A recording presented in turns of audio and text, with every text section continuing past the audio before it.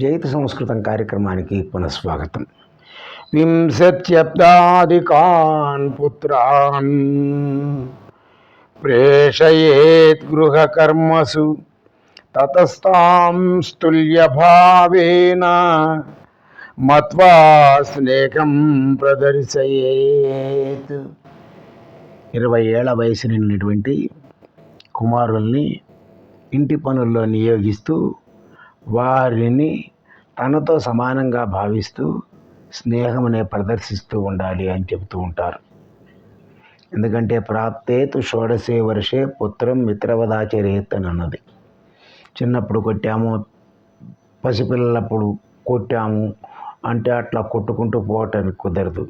వయసు వచ్చిన తర్వాత పిల్లల్ని పనిలో నియోగించి ఆ పనితనంతో వాళ్ళతో కలిసి స్నేహభావంతో పనిచేయాలి అని చెబుతూ ఉంటారు. పుత్రుని మిత్రుడి వలె చూడాలి అని చెప్పి.